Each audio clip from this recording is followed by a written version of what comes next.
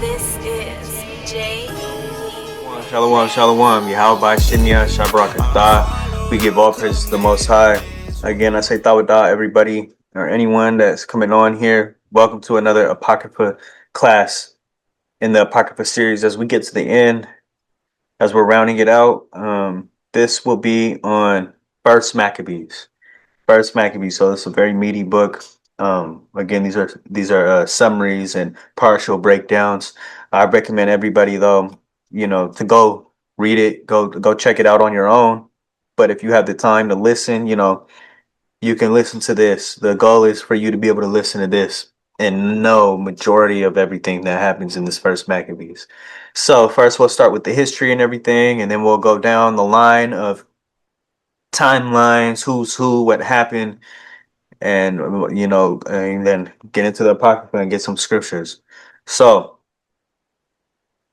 again, shalom, everybody. Thawarah for coming on. If anyone's new to this apocrypha series, we have a playlist on the channel where you can go check it out. We do it from front to back. Now we're at First Maccabees. Anything before that is there. Go check it out. Last few books, we're doing Susanna, Bell and the Dragon. Let me see, Three Holy Children, all short books. So I recommend to go read those on your own, or go check out the summaries. So with that being said, let's share. Let's show what we got. Just like that. All right. So as we get into this, as you can see here,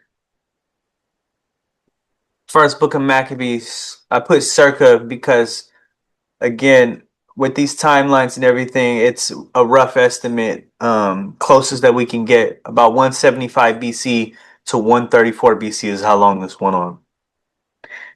That's a long time. There's about 40 years going on here in the book of First Maccabees. So as we head down and start getting into some of the history, we got just a timeline and an outline of the topics that we're going to be getting into. In this book, we get talk of Alexander, who they call Alexander the Great, who they even teaches about in school. And it starts off with Alexander, his death, and it talks about him. And we're going to get some precepts on that too from the book of Daniel, how he's prophesied to even die. And it talks about his kingdom being split, which we're taught in school. And this is in First Maccabees. So this is during the time of the Persians, and then Alexander the Great rises up as a Greek, takes it over, and he takes over majority of the planet. But then he dies and he splits his kingdom. We're going to cover that. And then we're going to start from 175 BC, which is the accession of Antiochus Epiphanes.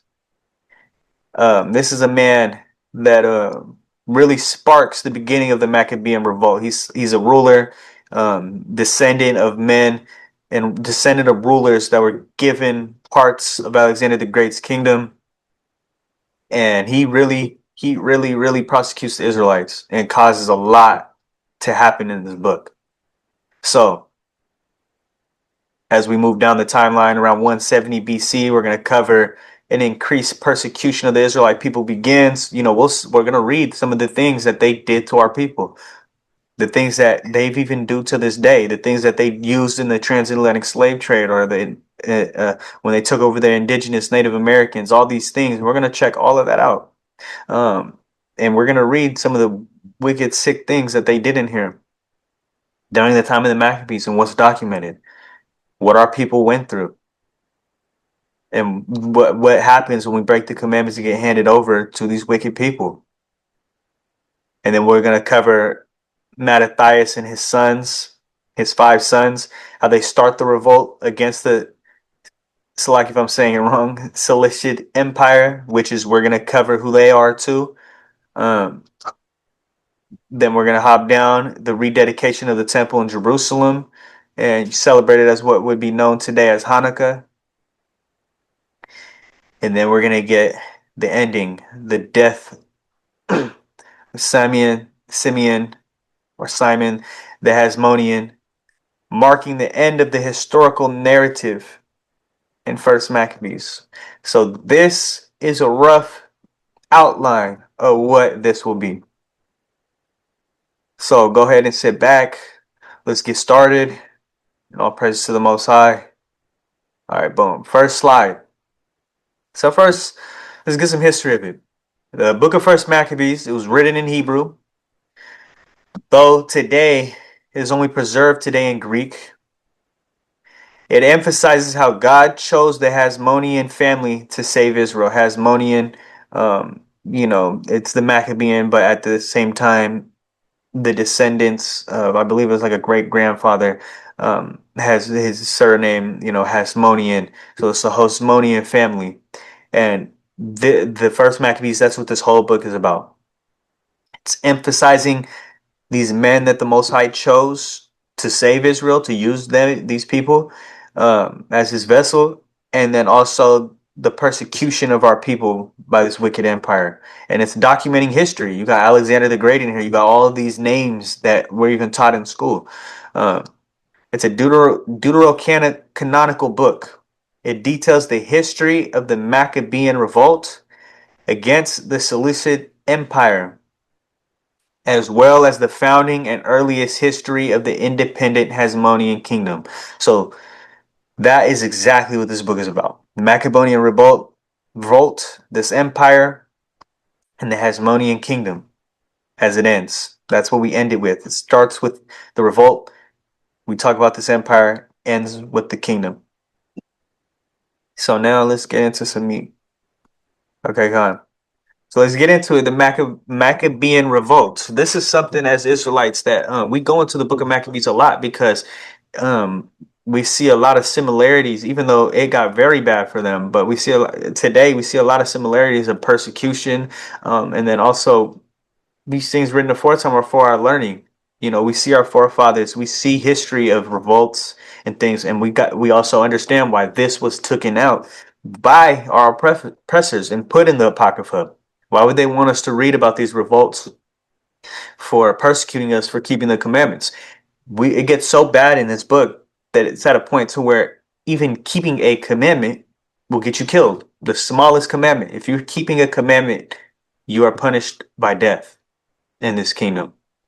So, the Maccabean revolt or the Hasmonean revolt, it was an Israelite rebellion led by the Maccabees, which is a family, against the Seleucid Empire and against Hellenistic influence on Jewish life or on Israelite lifestyle or Hellenistic influence on the Israelites. We're going to get what that empire is, and we're going to get what Hellenistic means. But first, the main phase of the revolt lasted from about 167 to 160 BC, and it ended with the Seleucids in control of Judea, but remember this went on much longer. But conflicts between the Maccabees, Hellenized Jews, and the Seleucids continued until 134 BC. That's a long time. And it ended with the Most High coming out on top, the Maccabees eventually attaining independence. So lucky for the spoiler, but the Lord always comes out on top, and whoever is fighting for the Lord. And then I just got a precept here. First Maccabees 5 and 62. Those men into whose hand the salvation of Israel was given. It's talking about the Maccabees, that family, and the men that followed them. It says the hand of the salvation of Israel was given into them. This is all the Lord's doing. This is all the Lord setting all this up. And when we get to Alexander the Great and his death and his kingdom being split, we're gonna get some prophecy in the book of Daniel about that happening before it even happened, and showing you that this is all the Lord's doing. Like it's just like a big play set out to play. So, and then this picture here, I got some natives, Native Americans, tribe of Gad, or Israelites just out there in the wilderness because during the Maccabean revolt they had to flee and they went into the wilderness. So now, what is the Seleucid Empire? This is an old coin I was able to find coming from that empire, so we can just kind of see some stuff from their history, but also it was a Greek state in West Asia. So the Seleucid Empire was a Greek state, and it was in West Asia, and it was during the Hellenistic period. We're gonna get what that is, but it was founded in 312 BC by the Macedonian general Seleucus I Nicator. All of these names are, a little funny, but I'll say that as best as I can. Following the division of the Macedonian Empire founded by Alexander the Great. So it comes from Alexander the Great, but again, his kingdom was all split into different people and, branches. It just kept growing roots and growing and growing. And it was ruled by the Seleucid dynasty until its annexation by the Roman Republic under Pompey in 63. Remember, you had the Greeks first and you had the Romans. But the Greeks were going for a while. This is hundreds of years this stuff is going on. So this is the empire that we were being prosecuted under. Seleucid Empire, and who the Maccabees were fighting against. We're going to see who's at the head of that. But first, we got to understand what the Hellenistic period is. Before we start diving into the book and, reading a little more in the scriptures, let's understand what the Hellenistic period is. This is a time during the earth, on the earth, where the Greeks ruled, and it's a time in Greek, Eastern Mediterranean, and Middle Eastern history, which is where our people were during that time. That's why we're so affected by it. Following classical Greece, all the way to this day, look at the White House and all these things in the United States that they take from this type of Hellenistic Greek. Look at this marble thing. This is Alexander the Great here. And till this day, this type of stuff is always glorified. These old kingdoms, Greece, Rome, America takes a lot from it, the United States. And between the death of Alexander the Great in 323 BC and the death of Cleopatra in 30 BC, in which all these regions were under the influence. So this is what the Hellenistic period is, where all these regions were under the influence of Greek leadership, culture, and language as a result of Alexander's conquest. Kind of like American Hellenization. This is a Greek word and everything, but think of that. You're born into the United States. Or think of like foreign people that come over here and quickly become what you would say American. All these things in the United States that influence you. That's what the Greeks were doing, but they were influencing their gods, their religion, the way they lived, their lifestyle, everything, their language. It says their leadership, culture, language, and it all came from a result of Alexander's conquests. Now, the Hellenistic period was followed by the ascendancy of the Roman Empire in the Mediterranean, the Battle of Actium in 31 BC, and the Roman conquest of Ptolemaic Egypt the following year, which eliminated the last. See, the Romans were out there eliminating, but now it's our turn. Same thing with the United States now. So, which eliminated the last major Hellenistic kingdom. Its name stems from the ancient Greek word Hellas, which was gradually recognized as the name for Greece, from which the modern historiographical term Hellenistic was derived. So Hellas, which also meant Greece, Hellenization just means turning everything into Greece, basically. Greek culture, like we said, leadership, their religion, their language, speaking Greek, just like the United States, had a major influence on the world back then. And it says through Alexander the Great, through his conquests. The Lord raised him up. The Lord raised him up, and he allowed for him to get. This doesn't happen without the Lord. Someone doesn't get this big in the earth without the Lord, and we're going to get that. First, let's get a little bit on his split in his kingdom. We're going to read it. So, first, this is Alexander splits his kingdom. Let's get into this. It's the book of Maccabees. First Maccabees chapter 1, and we're going to read through 12. Then we're going to precept it up. So let's read about Alexander the Great. And it happened after that Alexander, son of Philip, the Macedonian, who came out of the land of Chetim, had smitten Darius, king of the Persians and Medes. So remember, the men, I think, in what time period was it? I think it was in Ezra's Salakia, if I'm butchering it, but we read a lot about Darius and these Persians and these Persian kings and how they actually, some of them treated us good and allowed us to go back into our land. But Alexander the Great, here he comes.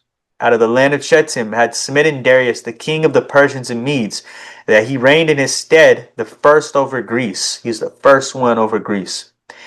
He made many wars and won many strongholds and slew the kings of the earth and went through to the ends of the earth and took spoils of many nations, insomuch that the earth was quiet before him. This doesn't happen without the Lord allowing it. Whereupon he was exalted and his heart was lifted up. He was exalted by the Lord for a reason. All of this, the Lord has all these things play out. No matter if it's ugly or whatever, if it's another nation, this is all for a reason. It says that his heart was exalted and lifted up because he was exalted on the earth. His heart was lifted up. He is prideful. He gathered a mighty strong host and ruled over countries and nations. This is countries, nations. Right now we're in a congregation. Imagine ruling over a country or a nation and a king as a king who became tributaries unto him. And after these things, he fell sick. He was young. He was young when he died. I believe he was like early 30s or something like that. But he was really young. And it says that he perceived that he should die. So he knew that he was gonna pass on. But before he passed, it says, wherefore he called his servants, such as were honorable, his honorable servants, and had been brought up with him from his youth. So his people that he had with him since a youngin. And he parted his kingdom among them while he was yet alive. Because what happens if he dies? Who does that go to? All this go to? Probably war and everything that he fights for. But if he does it while he's still alive, they have from his mouth, what's the word? Rulership from his mouth. So everybody that's loyal to him is going to be loyal to the people that he put above him, above himself before he died. So Alexander reigned 12 years, only 12 years, and he basically conquered the whole earth. And then he died. And his servants bare rule every one in his place. And after his death, they all put crowns upon themselves. So did their sons after them many years, and evils were multiplied in the earth. Wow. So it's getting bad. And there came out of them a wicked root, Antiochus, surnamed Epiphanes. That's the guy we read about earlier. It said a wicked root. See, he wasn't one of the original men that was handed his kingdom. He's one of the descendants of the men. Because this is years and years after his death now. Because you see, it says, so did their sons after them many years, and evils were multiplied in the earth. They were born into this. They don't know Alexander. But right here, we read a wicked root, Antiochus, son of Antiochus the king, who had been a hostage at Rome, and he reigned in the 137th year of the kingdom of the Greeks. In those days went there out of Israel wicked men. So this is during the time and reign of Antiochus. It said wicked men out of Israel. We're not reading about the other nations anymore. It says out of Israel, who persuaded many. They leaned people over to this side, saying, let us go and make a covenant with the heathen that are round about us. So the heathen that are living around us, let's go make a covenant with them because we don't like the lifestyle and the life that we're living now. And look how they're living. For since we departed from them, we have had much sorrow. So ever since we left them, we've had so much sorrow. Let's go make a covenant with them. That reminds me of like when Lot's wife couldn't, leaving leaving Sodom and Gomorrah, she just couldn't resist. She had to look back. Same thing when we left Egypt. Some didn't even want to go. They wanted to stay. They said, why did we even leave Egypt? Just to come die in this wilderness? That's these men. And if you notice, it calls them wicked men. And so this device pleased them all. Then certain of the people were so forward herein that they went to the king, who gave them, listen to this, license to do after the ordinances of the heathen. They were given a license to sin. And shout out to Nachaya Yaslan, who had put it like that. They were given a license to sin. What power do they have? It says they were given license to do after the ordinances of the heathen. But the Lord told us to keep his commandments. They went and made a new covenant with these wicked heathens. And that's why they're wicked now. And given a license to sin. That's how we ended up in the Maccabees. Because of that. Stuff like that. This is exactly the turning point and how we ended up in the Maccabees. Because now that he's like over us like that, look what he starts doing. First, before we do that, let's precept it with Daniel 11 and 2 through 4. I got that right here. I'll grab it. This is the book of Daniel, chapter 11, verse 2. And now will I remember, Daniel was a prophet. Now will I shew thee the truth. Behold, there shall stand up yet 3 kings in Persia, one of them being Darius. And the 4th shall be far richer than they all. And by his strength, through his riches, he shall stir up all against the realm of Grecia. And a mighty king shall stand up that shall rule with great dominion and do according to his will. And when he shall stand up, his kingdom shall be broken. This is Alexander the Great, as he rose up against the Persians, and he took over and stirred up against the realm of Grecia. A mighty king. His kingdom shall be broken. We just read that. His kingdom was broken because of his early passing. He split it. It says, and shall be divided toward the 4 winds of heaven. We just read that. That's before any of this happened. This is prophecy. They teach this in school. And not to his posterity, nor according to his dominion which he ruled, for his kingdom shall be plucked up, even for others beside those. So remember, this is the Lord that does this. The Lord plucked the kingdom from him. Alexander had this great kingdom, and it said the Lord plucked it up from him. And before he died, he was prophesied to split his kingdom. That was written to happen. This is like a play playing out. And it all comes to this.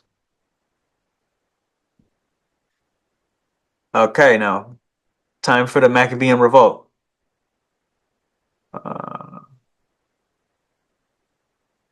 There we go. Select it. Okay, so they made that covenant with the heathen. They were given a license to sin. It's 167 BC now.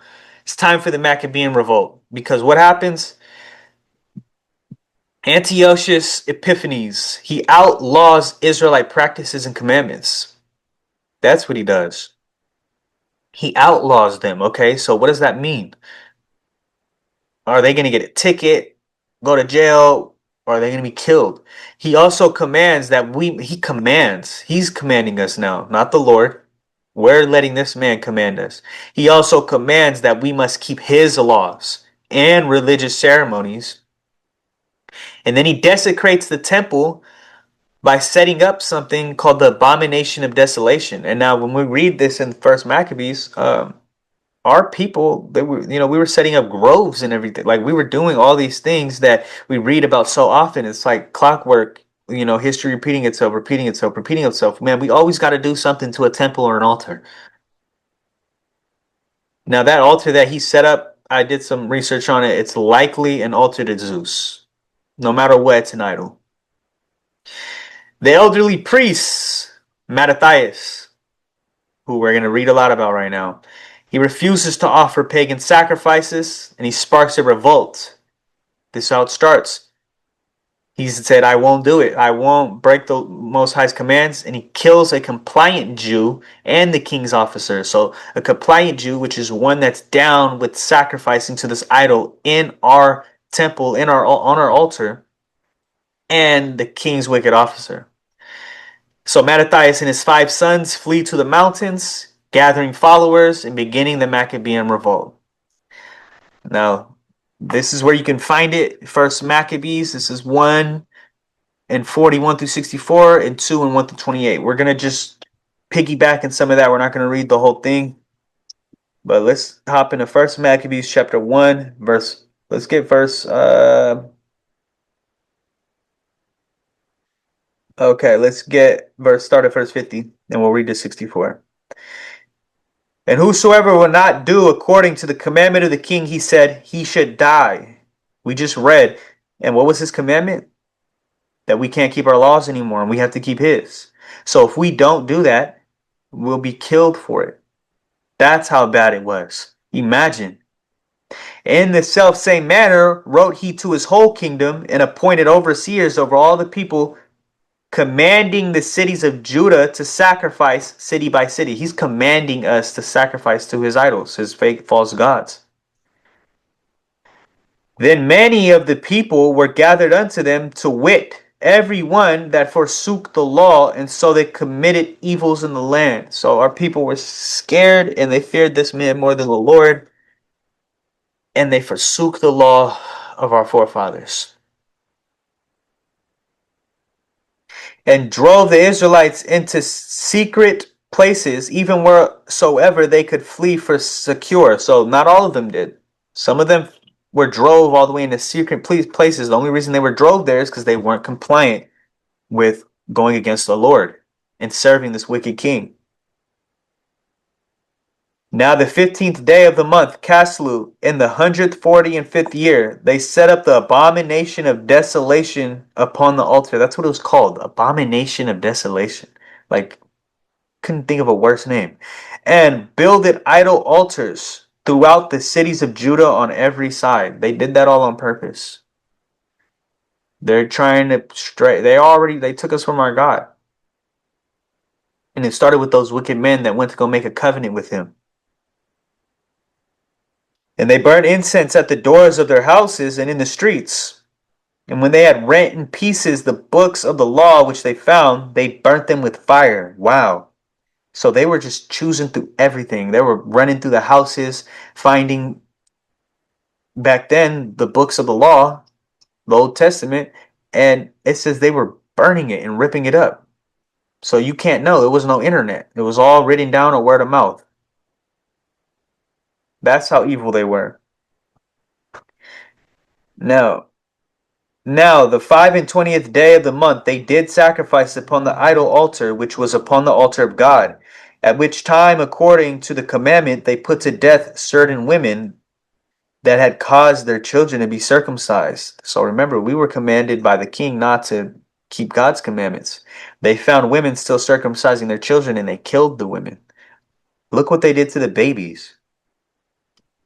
And they hanged the infants about their necks and rifled their houses and slew them that had circumcised them. They were hanging the babies by their necks. So when we read about this Maccabean revolt, this stuff needs to be read to understand why these men were willing to die for the law. Those innocent babies were hung by their necks. These men, these wicked nations don't care. Remember what they did when they came here. They don't care. Remember what they're still doing today. They don't care. So when we read things that talks about bashing the heads on the rocks and everything, it seems a little rough, but we need to remember what happened. And that our forefathers and foremothers and our ancestors are dead. And they went out terrible ways. So we need to remember, this is why these books are taken out. Because then you read about these things and you're like, how could you even forgive these people? Now look at these men. Howbeit many in Israel were fully, it wasn't all, everyone wasn't a sellout. It said many in Israel were fully resolved and confirmed in themselves not to eat any unclean thing, meaning they're fully content with being killed for the law. Wherefore they chose rather to die, that they might not be defiled with meats, and that they might not profane the holy covenant. So then they died. And there was a very great wrath upon Israel. They were willing to die for the law because they knew that I'd rather die in the favor of God than live a lie without the Lord's favor. Be a sellout. At least, listen, it might hurt while they kill me, unless they make it quick, but they were torturing back then. We read about it. But the thing is that it might hurt for a time, but it's just a little vapor. When it's done, and I rest. Fear him who kills body and soul, not just the body. Let's go to 2. Let's get Mattathias killing the Israelite and the officer. This is verse 2. Let's get, it's 1 through 28. Okay,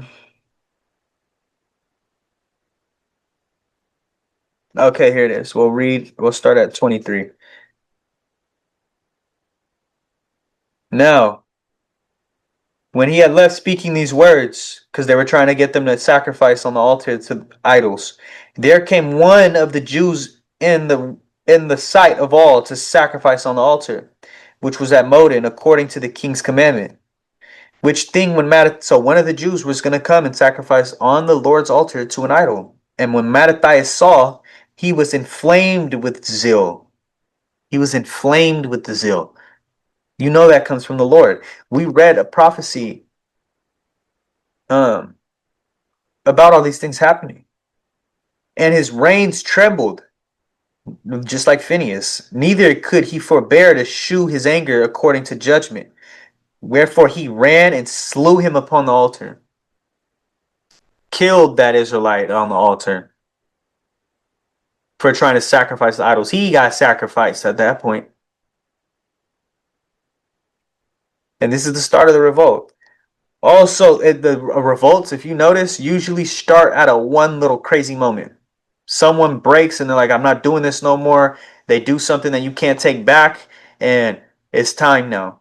He knows he can't take back because he kills that Israelite and he kills that officer. He's not punished by the Lord from it, but this wicked empire, it's go time now. Also, the king's commissioner who compelled men to sacrifice, he killed at that time. And the altar he pulled down. He was done. He said, it's time. It's time. Either I'm going to die for this law or we're going to win this battle. He thus dealt zealously for the law of God, like as Phineas did unto Zambri the son of Salum. So he's compared to Phineas.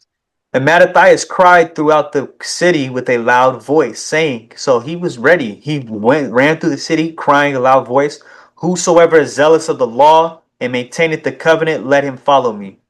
So he and his sons fled into the mountains and left all that ever they had in the city. So this revolt has began. He cried, any men that want to die for the law, are willing to die for the law, that's zealous for the law, follow me. And they all went into the wilderness together with his 5 sons. Man, they should make a Maccabees movie if they don't have one already. 166 BC. The wars are going on now. Guerrilla warfare. It's not pretty. Judah Maccabee takes command. Judah Maccabee being one of his sons. So Mattathias dies. He was martyred. He died for the law. After Mattathias' death, his 3rd son, Judah Maccabee, or Judas Maccabees, takes leadership of the revolt. He proves to be a brilliant they all had like their own little thing to them. All of his sons, we're going to read about it, but they all had like their thing to him. He was a brilliant military strategist, defeating much larger Seleucid forces through guerrilla tactics. I don't know if anyone's seen like the movies Red Dawn. I know a lot of people have, but if you haven't, you should watch it. But especially the first one, you know, when they flee into the wilderness and then they start guerrilla warfare with the army that's taken over, you know, and they come and they have these tactics and stuff. They might have less numbers, but they were more clever and smart. So let's read about this. First Maccabees. This is 2:66 through 70. We'll read that. 2:66 through 70. So again. So we read about him being strong and everything. As from Judas Maccabeus, hold on. So like, yeah. Okay, Judas Maccabeus, he hath been mighty and strong even from his youth up. Let him be your captain and fight the battle of the people. So he's chose to be the captain. He's strong and mighty since a youth, the third son, the third child, middle child. Um, Strong and mighty, but smart too. And then verse chapter 3 and then 1 through 9. Then his son Judas called Maccabeus. Okay, hold on. Let's get Mattathias' death. Okay, he said he was talking to his sons. Recompense fully the heathen and take heed to the commandments of the law. So he's telling them, don't be a part of these heathen. Take heed to the law. So he blessed them and was gathered to his fathers. And he died in the 146th year. Oh, so like I think I said he was martyred. I believe he just died of old age. But the thing is that he died in 146th year. He lived a long life. And his sons buried him in the sepulchres of his fathers at Modin, and all Israel made great lamentation for him. You know, we notice a lot that when a man dies in the Bible, he's buried in the sepulchres of his father, or a graveyard of his fathers, their forefathers. Then his son Judas, called Maccabeus, rose up in his stead, and it's his turn now. All his brethren helped him, and so did all they that held with his father, and they fought with cheerfulness the battle of Israel. So now it's his turn. We see power get passed down many times throughout these battles. All right, let's go here. So 165 BC, it's the temple rededication. I think I skipped too much, so like, yeah. No, I didn't. But first, this picture, I like this picture. You know, you see their skulls on their face or something. You know, it kind of reminded me of like the Ghost Rider. But these men, they were not playing at all. Really think of this. This is how war was back then, man. Like, no one was getting sniped. You weren't chilling behind a mile away sniping somebody. This is guerrilla warfare with swords up close, personal. We might talk about we're ready all the time, but we got to be ready. I mean, but the thing is, when we talk about we're ready, really think of that mindset we go into. Like, imagine when this really goes down and happens. Let's say we're alive for it. And you know that this is it. We're fighting for the Lord right now. Imagine the spirit that's going to be put on you. Like, I don't care if I die at that point. I don't care if it hurts. Like, it's that adrenaline type of stuff that we talk about. Like, man, like this is what some people like. This is what I'm waiting for. Like, I mean, man, when you look at our people, warriors all throughout our history, but we can't be cowards. Pray for that spirit for in that time of no fear, no matter how big, how small, how strong, how weak, no matter what. Not everyone was Judas Maccabeus. But best believe, even if you weren't Judas Maccabeus and you died in that war, not a coward fighting for the Lord, doesn't matter whether you're Judas Maccabeus or not. The Lord recognizes that. You might just be, to the people on the earth, another dead body in a field of dead bodies. But the Lord is the one that's taking your soul when you pass. He knows what you did on that battlefield. He knows what was in your heart. Look at all these men dead on the ground. I mean, this has happened so many times. And the thing is like someone that might return to this battle when it was done and see all the bodies just walking over them. It's like just body after body. Like every single one of these person was a man. Had a life, had maybe a family, had something, but they knew to die for the Lord. That's the most important thing. Whether they lived or died, they fought for the Lord. 165 BC, temple rededicated. That, like the gum one says, the Willy Wonka golden ticket. That's what they wanted right there. I mean, really think of that. Either we win this battle and I save my people, or I die in this battle and I died for the Lord.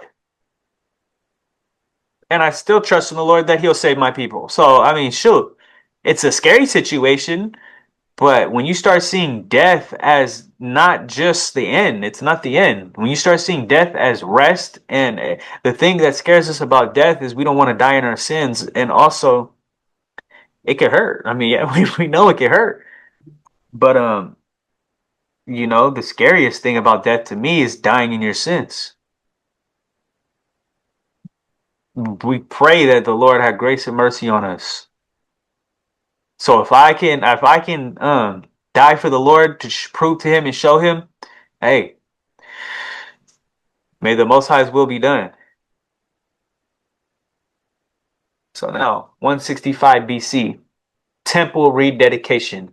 This picture, I don't know where it's at, but I liked it. It looked very temple-y, and I liked it. It looked really, really temple-y, Jerusalemly, whatever the word might be.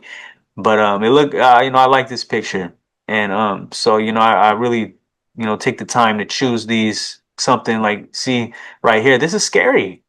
I don't like, this isn't what, and no diss to anyone that see again, because a lot of us come into this as Christians, and some Christians know the rough part of the Bible.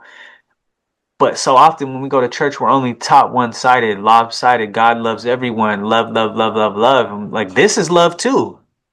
This is love for the law of God, but we're not taught that part. We're taught to love everybody. Love your enemies. Love. These dudes don't love their enemies right here. There's a context and a time and place for everything. Our enemies are hanging our babies and killing our women, cutting the tongues out of our men and boiling them in front of their families. No. Come on now. This is love right here. It might you got to see it in that way though. This is love for the law of God and to protect our people. There's a time and place for everything. So now, after several victories, we were whooping butt. Judah's forces recaptured Jerusalem and cleansed the temple. Wow. Wow. This revolt started and it was successful. That temple I don't believe it says that specific temple. I would have to check, but listen, they were sacrificing to idols on the altar to the Lord. Imagine taking that back. His dad's not here anymore, but imagine that temple that his dad started this in. Man, we're taking it back. They remove pagan altars, build a new altar, and restore proper worship. The 8-day celebration of this event becomes the festival of Hanukkah, or as it's called, Hanukkah. We're gonna get First Maccabees 4 and 36. Slovakia. Okay, so as we get here,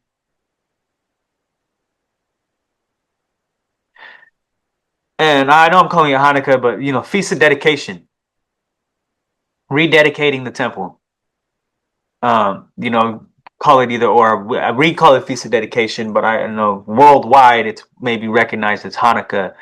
But the thing is that we took back that temple in the Lord's name. We're going to read a little bit about it. We're not going to read all 23 verses there, but this is where you can find this. First Maccabees 4 and 36 through 59. So chapter 4, there's 16 chapters in this book, 36 through 59. Verse 36. Then said Judas and his brethren, behold, our enemies are discomfited. I would have thought that said discomforted, comfort, but it says discomfited. Salakia if I had read it wrong. Let us go up to cleanse and dedicate the sanctuary. Feast of dedication. Upon this, all the hosts assembled themselves together and went up into Mount Zion. And when they saw the sanctuary desolate, and the altar profaned, and the gates burned up, and shrubs growing in the courts, as in a forest, or in one of the mountains, and the priest's chambers pulled down, they rent their clothes and made great lamentation, and cast ashes upon their heads. They were sad to see what had happened. man, look at what has happened to us today. We don't even know who we are. Like, we don't even know who we are. And when you tell us who we are, they think you're crazy.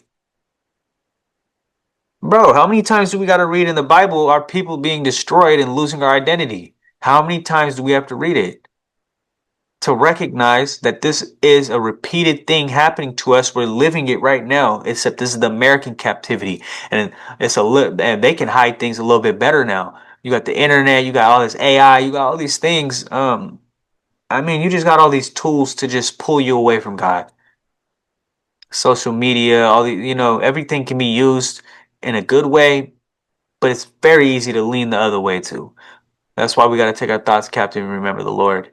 Um, I mean, there's so many distractions in the world today. Think back to these times. I mean, there was no phone. They might have had a sport or something, but they weren't turning on the TV. And I'm not dogging anyone that turns on the TV to watch a basketball game or something or a football game. But what I am saying is that there wasn't as many activities that can pull you away when it comes to like this digital world we have now. Like really, like you don't even technically have to leave your house anymore ever. You're hungry, you can DoorDash some groceries. You you can work from home. You can like honestly like nothing's wrong with door dashing either. Nothing's wrong with if you have a job and you can work from the house. But I'm saying that like someone's life can just become in their room, playing the video game all day and eating junk food and just look scrolling on Twitter and Instagram and watching YouTube videos, go to sleep at 4 a.m., wake up at 2 p.m., repeat, repeat. Like that could be someone's whole life. I would say back then there wasn't as much to distract you and keep you in the house. So, they're probably studying stronger and all these type of things, but there was no cell phones. There wasn't all of this stuff. If you needed to talk to someone, you had to go get them or you had to write them a letter. Was no call them up real quick. And so we have these luxuries, but also they can be a downfall if we don't use them right. We have brothers that are in different states right now that I can call off my phone and be talking to one in the next 10 seconds. Imagine our forefathers, bro, look at Paul and all of his letters that he had to write. There was no text message and all this kind of stuff. And then he had to wait on a response. This all of this stuff, who knows how long it's taking. And so you have these wars and everything. And this book of this Apocrypha, all praises that listen, the internet may have its downfalls, but the internet also wakes a lot of us up. I believe we woke up off a YouTube video and learned who we are. Heard about the Apocrypha off a YouTube video. Someone might click on this and this might be the first time they heard of the Apocrypha or the Maccabees. This is real history. This is not made up. This is real history that we're reading about. So now, let's go back to the dedication. So Judas appointed certain men to fight against those that were in the fortress until he had cleansed the sanctuary. So these guys are just knocking mission after mission out. Like this is like a video game to them. I mean, just mission after mission. They take the fortress, take this, take that, and they were taking it back. So he chose priests of blameless selected priests of blameless conversation, such as had pleasure in the law. And who did he learn that from? His father, who cleansed the sanctuary and bare out the defiled stones into an unclean place. And when as they consulted what to do with the altar of burnt offerings, which was profaned, they thought it best to pull it down, lest it should be a reproach to them, because the heathen had defiled it. Wherefore they pulled it down, and laid up the stones in the mountain of the temple in a convenient place, until there should come a prophet to shew what should be done with them. They're smart. Hey, we're not doing anything that the Lord did not tell us to do, but we are going to clean this temple out. Pull down all these fake altars and gods and all this BS in here. But what we don't know what to do, we're going to wait for a prophet to come to tell us what to do. That's smart. Imagine we are building a temple today. I mean, The Lord would have to tell us how to do all that kind of stuff and what he wants. So we just don't go and do that. So let me see. Um, Salakia. Let me get the piece of dedication. Okay, so 59. Moreover, Judas and his brethren with the whole congregation of Israel ordained that the days of the dedication of the altar should be kept in their season from year to year by the space of 8 days, from the 25th day of the month Caslu, with mirth and gladness. Because it's a happy time. It's a happy time, the feast of dedication, 8 days. We got the history of that now. That's in the book of First Maccabees. Here we go. Look at that armor. You got 164 to 160 BC, continued battles, and now Judas dead.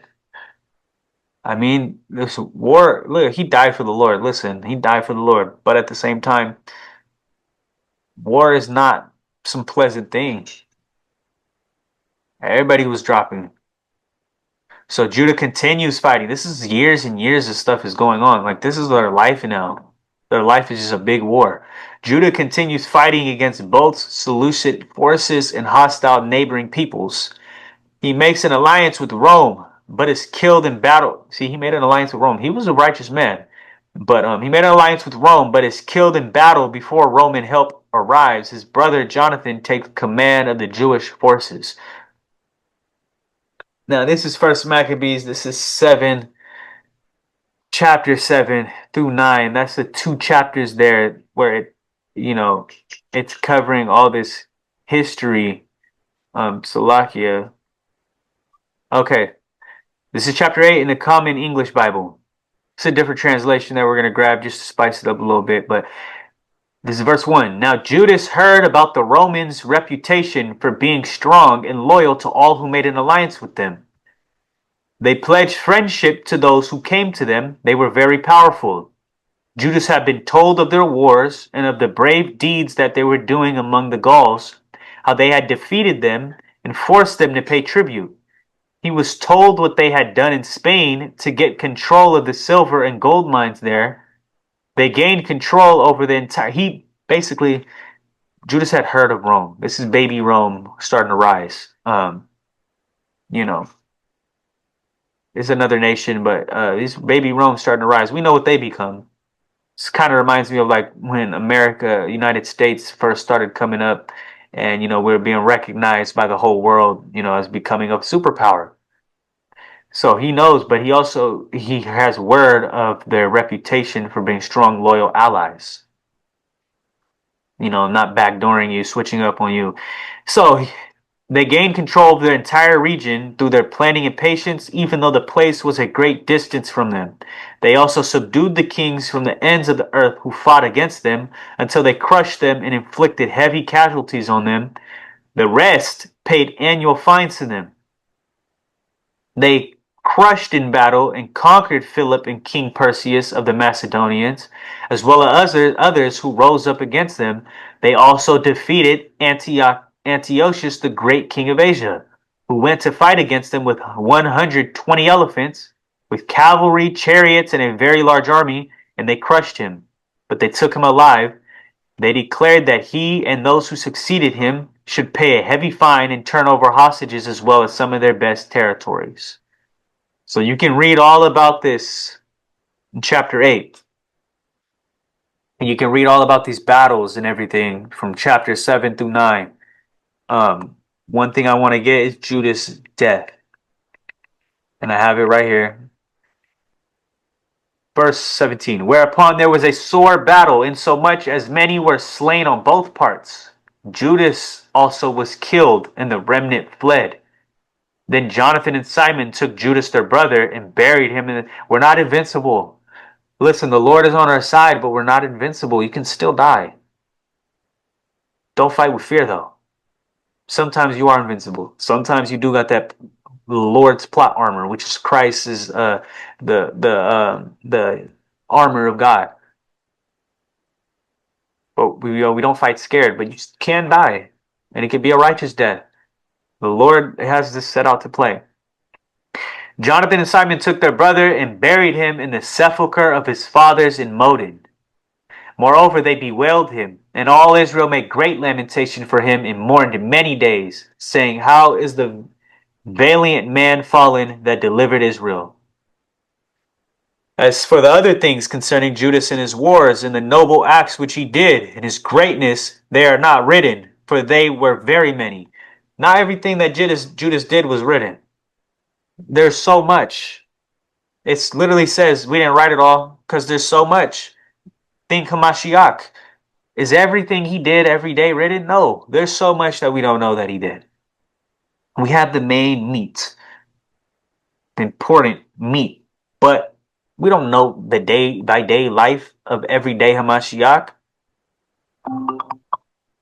So like, yeah, you know, I'm sure there's so much stuff that would amaze us. So now as we get close to the end, this is after Judas's death. This is 152 BC. Jonathan becomes high priest. And so amid Seleucid succession disputes. That's a lot of big words. Jonathan Apis is appointed high priest by Alexander Balis, marking the beginning of Hasmonean rule, combining political and religious authority.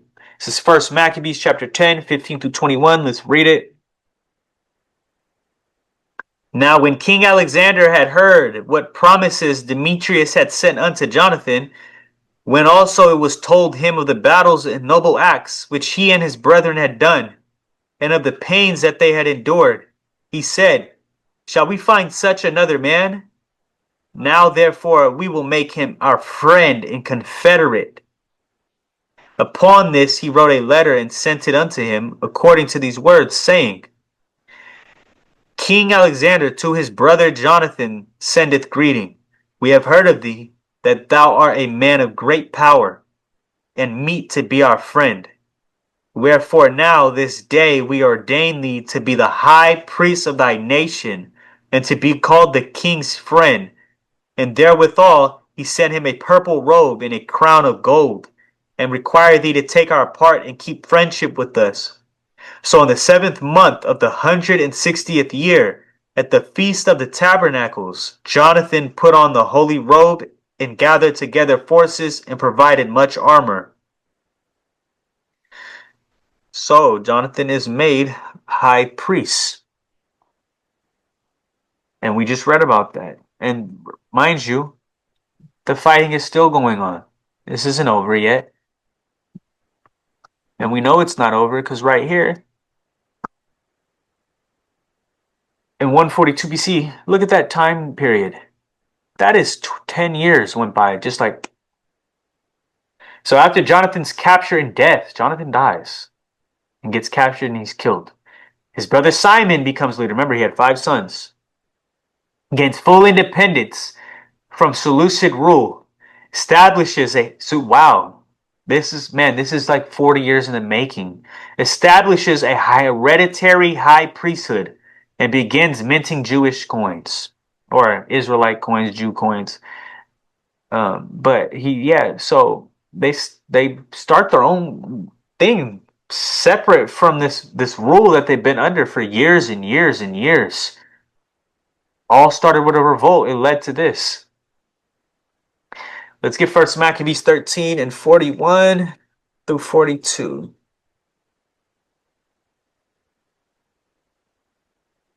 Thus the yoke of the heathen was taken away from Israel in the 170th year.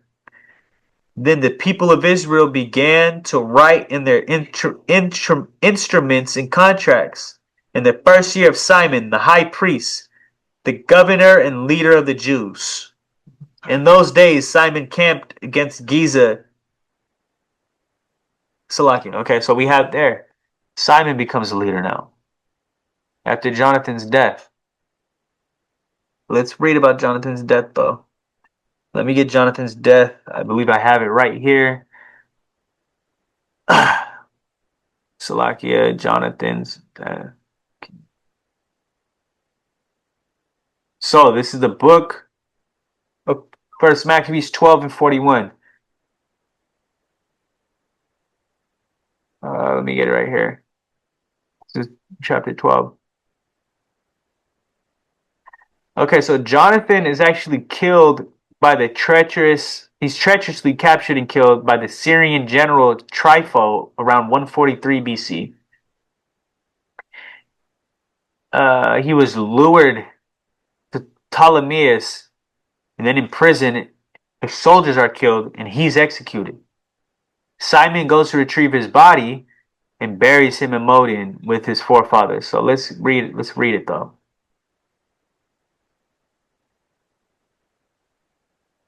Okay, let's read it. Salakia. So this is chapter 12. Surrounded.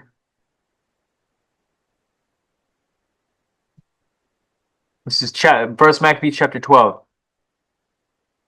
Now Tryphon went about to get the kingdom of Asia and to kill Antiochus the king, that he might set the crown upon his own head.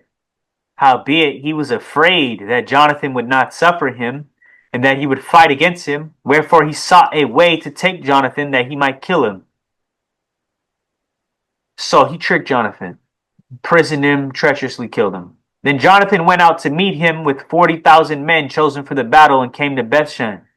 When Tryphon saw Jonathan came with so great a force, he durst not stretch his hand against him. But he received him honorably, being sneaky, wicked, and commended him unto all his friends, and gave him gifts, and commanded his men of war to be as obedient unto him as to himself. So let's drop down.